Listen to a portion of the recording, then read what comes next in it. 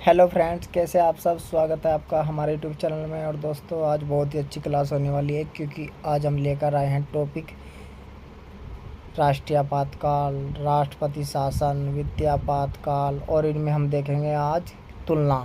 ठीक है दोस्तों, मतलब कि इनमें क्या क्या अलग है तीनों में। ठीक है दोस्तों, और बहुत ही अच्छा टॉपिक है क्योंकि आपका दिमाग एकदम खुल जाएगा और आप बिल्कुल समझ जाएंगे कि इनमें क्या क्या तुलना है। ठीक है दोस्तों, कि आपातकाल लग गया, राष्ट्रीय आपातकाल लग गया, राष्ट्रपति शासन लग गया, वित्तीय आपातकाल है, तो दोस्तों कन्फ्यूजन रहता है बच्चों को। ठीक है दोस्तों, तो इस कन्फ्यूजन से दूर होने के लिए आज हम देखेंगे वीडियो। ठीक है दोस्तों, अंत तक ज़रूर देखिएगा क्योंकि आपकी समझ में बिल्कुल सब कॉन्सेप्ट, सारा कॉन्सेप्ट, सभी कॉन्सेप्ट, सभी तरह का कॉन्सेप्ट, तो सभी तरह से बोल रहा हूँ तो सभी तरह का समझ में आ जाएगा। ठीक है दोस्तों, तो चलिए आज हमारी वीडियो बहुत ही अच्छी होने वाली है, ख़ास होने वाली है। तो दोस्तों शुरू करते हैं। आज का हमारा टॉपिक आपको दिख ही गया होगा, तुलनात्मक अध्ययन। ठीक है, कंपैरेटिव स्टडी। और किस चीज़ की? राष्ट्रीय आपातकाल, राष्ट्रपति शासन और वित्तीय आपातकाल। ठीक है, मतलब अनुच्छेद 52, 352, 356 और 360 में अंतर देखेंगे। ठीक है दोस्तों, देखिए यहाँ पर आधार है बेसिक, हम जिन आधारों पर तुलना करेंगे तीनों में। ठीक है, ये राष्ट्रीय आपातकाल हो गया, ये राष्ट्रपति शासन और ये वित्तीय आपातकाल। ठीक है दोस्तों, चलिए अनुच्छेद देखते हैं। सबसे पहला अंतर तो यही है कि जो राष्ट्रीय आपातकाल है दोस्तों वो अनुच्छेद 352 में है। ठीक है दोस्तों, चलिए, और राष्ट्रपति शासन 356 अनुच्छेद में है और वित्तीय आपातकाल 360 अनुच्छेद में है। ठीक है दोस्तों, तो पहला तो अंतर यही हो गया। ठीक है, दूसरा अंतर क्या है? दूसरा अंतर ये है, जो राष्ट्रीय आपात है दोस्तों वो युद्ध, बाह्य आक्रमण, सशस्त्र विद्रोह। ठीक है दोस्तों, इनके आधार पर लगेगा। युद्ध, बाह्य आक्रमण, सशस्त्र विद्रोह। ठीक है दोस्तों, इनके आधार पर लगेगा राष्ट्रीय आपातकाल, मतलब अनुच्छेद 352। अब देखिए राष्ट्रपति शासन कैसे लगेगा। अनुच्छेद 56 के अनुसार राज्यपाल के प्रतिवेदन द्वारा। ठीक है दोस्तों, प्रतिवेदन द्वारा मतलब राज्यपाल प्रतिवेदन देगा किसे? राष्ट्रपति को। ठीक है, या राज्यपाल के विवरण के बिना। ठीक है, मतलब रिपोर्ट के बिना भी लग सकता है, राज्यपाल की रिपोर्ट के आधार पर भी लग सकता है। ठीक है, किसी तरीके से भी लग सकता है। ठीक है, अब वो कैसे लगेगा? अब वो ऐसे लगेगा, हमने कई बार पढ़ लिया है कि जब राज्य में क्या होगा, संवैधानिक विफलता हो जाएगी। ठीक है दोस्तों, चलिए, ये ऐसे हो गया राज्यपाल के प्रतिवेदन द्वारा या बिना प्रतिवेदन के भी। ठीक है, अब वित्तीय आपातकाल, वित्तीय साख या वित्तीय स्थिरता को खतरा हो जब 360 लगेगा। ठीक है दोस्तों, चलिए, हमने पहला कॉन्सेप्ट समझ लिया। राष्ट्रीय आपातकाल युद्ध या बाह्य आक्रमण के द्वारा लगेगा। ठीक है, सशस्त्र विद्रोह होगा। और राष्ट्रपति शासन जब राज्यपाल अपना प्रतिवेदन देगा, जिस भी राज्य में राष्ट्रपति शासन लगना है। ठीक है दोस्तों, उसमें या बिना उसके भी यदि राष्ट्रपति देख रहा है कि इस राज्य में संवैधानिक विफलता हो गई, संवैधानिक तरीके से काम नहीं हो रहा है। ठीक है दोस्तों, तब। और वित्त में क्या होगा? जब देश में क्या होगा? जब देश में वित्तीय साख या वित्तीय स्थिरता को खतरा हो, संकट हो। ठीक है दोस्तों, ये तब लगेगा। ठीक है, लगाएगा तीनों को। समानता क्या है? समानता यह है कि तीनों भाग 18 में है। दूसरा समानता क्या है? लगाएगा तीनों को राष्ट्रपति। ठीक है, दो समानता हो गई। और ये हमने असमानता भी देख ली, मतलब अंतर देख लिया। ठीक है, चलिए अगला देखते हैं। अगला बेस है मंत्रिमंडल की सिफारिश। ठीक है दोस्तों, चलिए, मंत्रिमंडल की लिखित सिफारिश चाहिए। ठीक है दोस्तों, देखिए जब राष्ट्रीय आपातकाल लगेगा तो मंत्रिमंडल की लिखित सिफारिश होगी, राष्ट्रपति को में भेजेंगे लिखित सिफारिश, तभी राष्ट्रपति क्या करेगा?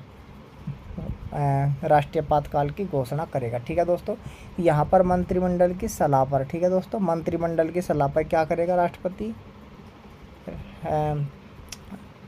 राष्ट्रपति शासन की घोषणा करेगा। यहाँ पर लिखित में नहीं चाहिए। ठीक है, सिर्फ मौखिक में भी कह सकता है, सलाह के रूप में भी कह सकता है। ठीक है, और यहाँ भी मंत्रिमंडल की सलाह। ठीक है दोस्तों, तो इन दोनों में सेम है। ठीक है, ये ध्यान रखना, मैंने बताया भी है जब भी इसकी क्लास करवाई है।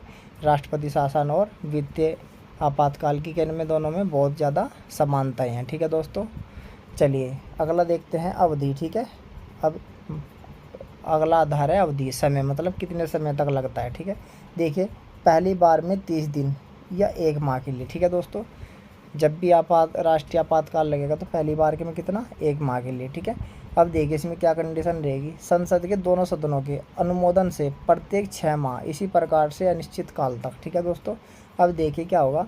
संसद के दोनों सदनों के अनुमोदन से प्रत्येक 6 माह। ठीक है, और इसी प्रकार से इसे अनिश्चित काल तक बढ़ाते रहे हैं। ठीक है दोस्तों, अनिश्चित काल तक। अब देखिए इसमें राष्ट्रपति शासन में पहली बार में 2 माह, ठीक है दोस्तों, 2 माह मतलब 60 दिन, ठीक है। यहाँ पर 1 माह है, यहाँ पर 2 माह है, ठीक है दोस्तों, और दूसरे नंबर पे है, ठीक है। और यहाँ भी यही कंडीशन है, पहली बार में 2 माह, ठीक है दोस्तों, या 60 दिन, ठीक है, दोनों में सेम है। चलिए आगे देखिए, राष्ट्रपति शासन 6 माह चलती है या चलता है, ठीक है, अधिकतम 3 वर्ष की अवधि तक, ठीक है दोस्तों। अब देखिए यहाँ पर इसमें ये अंतर है दोस्तों, ठीक है। यहाँ पर जो अवधि है वो 6 महीने तक चलता है और अधिकतम 3 साल, ठीक है। यहाँ पर अनिश्चित काल के लिए और यहाँ भी इसमें अनिश्चित काल के लिए, ठीक है दोस्तों, अनिश्चित काल तक, क्योंकि संविधान में इसका स्पष्ट उल्लेख नहीं है, ठीक है दोस्तों। अब देखिए यहाँ पर राष्ट्रपति शासन 3 साल तक, बाकी दोनों, ठीक है, इनका कोई भी नहीं है, ठीक है, बाकी इनका कोई भी समय नहीं है, राष्ट्रीयपात का और द्वितीयापात का, ठीक है दोस्तों। चलिए अब देखते हैं इनका क्या क्या, इनका जो अनुमोदन है वो कैसे होगा, ठीक है। देखिए इसका जो अनुमोदन है राष्ट्रीयपात का, ये बहुमत, विशेष बहुमत चाहिएगा, ठीक है दोस्तों, विशेष बहुमत। और राष्ट्रीयपात और द्वितीयापात दोनों का साधारण बहुमत, ठीक है दोस्तों, साधारण बहुमत। विशेष बहुमत सिर्फ राष्ट्रीयपात में चाहिएगा, ठीक है, अनुमोदन के लिए। अब देखिए प्रभाव क्या क्या होगा इन तीनों का। मौलिक अधिकार निलंबित होंगे, ठीक है, अनुच्छेद 20 और 21 को छोड़कर, ठीक है, ये हमने बताया भी है, 20 और 21 को छोड़कर राष्ट्रीयपात काल में इनका प्रभाव होगा, ठीक है दोस्तों। और ये किसके, अनुच्छेद 358, ठीक है, और 358 से 19 और बाकी से 359 से बाकी सभी, ठीक है, 20-21 को छोड़कर इनका कोई प्रभाव नहीं होगा, यहाँ भी कोई प्रभाव नहीं होगा, ठीक है दोस्तों। सिर्फ हमने बताया भी था राष्ट्रीयपात में केवल मूल अधिकारों का निलंबन होगा, और वो भी 20 और 21 को छोड़कर। और किन किन अनुच्छेदों में होगा ये भी हमने बताया है, ठीक है दोस्तों। कौन सा अनुच्छेद किससे संबंधित है ये भी हमने कई बार बताया है, ठीक है बच्चों।